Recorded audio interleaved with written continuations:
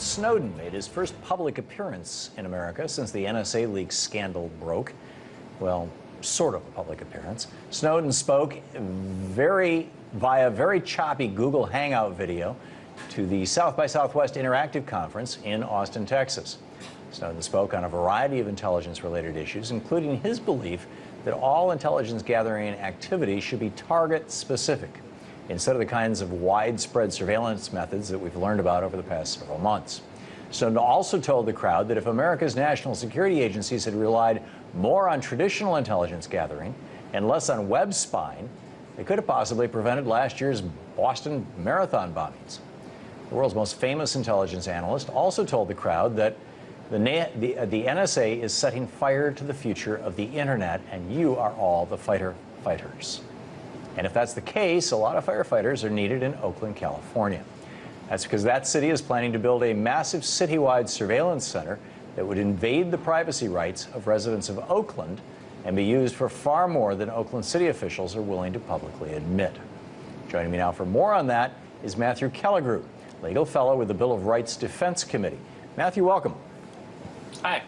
So why does Oakland want to build a citywide surveillance hub? What's the rationale for this? Money. I mean, quite frankly, the Department of Homeland Security offered them over $10 million in grant money to build the Domain Awareness Center. They've done this in other places too. So it was financially motivated, as far as we can tell. That's extraordinary. Hey, here's an opportunity to get a federal contract or get money from the federal government. We'll take it.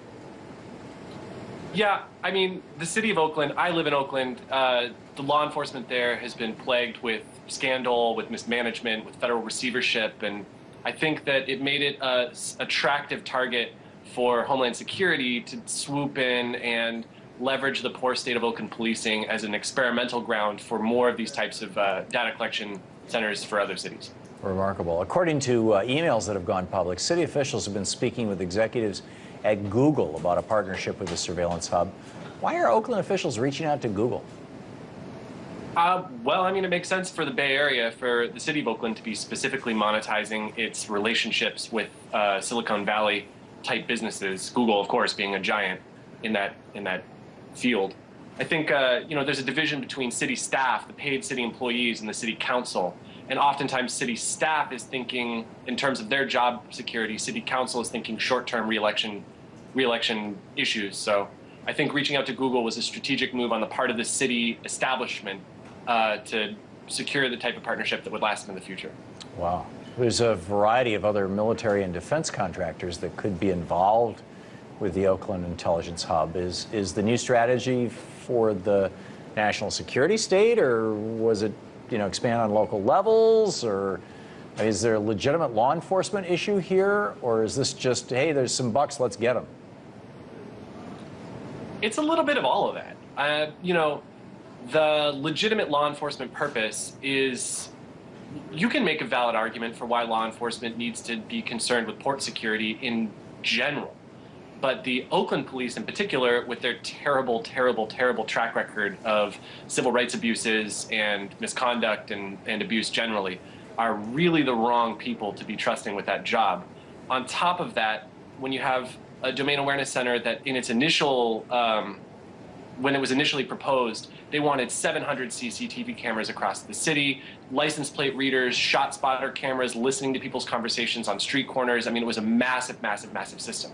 And now, as a result of some really tireless activism on the part of Oakland Privacy and a lot of local grassroots groups, including members of the Occupy movement, they have gotten the city of Oakland to pass a proposal that is limited only to the port and has taken all of those surveillance technologies off the table. So what they were originally going for has kind of been subverted at this point. It's a 9 out of 10 victory. It seems bizarre that if federal money is going to cities, particularly during these times of crisis, that it would be going to build an intelligence hub, instead of, it seems more appropriate that money be going to help people keep their homes, help feed people, help improve the schools. Yeah. I mean, is there pushback in the community of that nature? Like, what the hell what's going on here? Absolutely, and that has been, that is the biggest issue. I mean, Oakland is a troubled city, and we suffered a foreclosure crisis I could go on illegal dumping, bad roads. There's a lot of problems in the city of Oakland.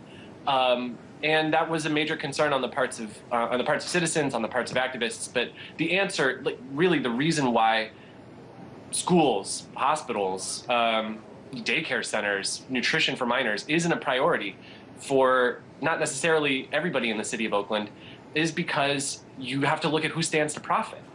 And companies like Google and other types of third-party contractors who develop the softwares, who build the cameras, who lay the cable and the pipe, to connect these surveillance systems together, these are very lucrative contracts. Now, whenever you have $10 million, which is a drop in the bucket, national security funding, dangled in front of an impoverished city, you're going to have a lot more pressure on the city council than the tireless wave of need that is presented just through a city that's stricken by poverty. So at the end of the day, the voice of business is just louder than the average citizen in the city of Oakland until we show up at their main. Extraordinary. It's really the council meetings that sway the vote.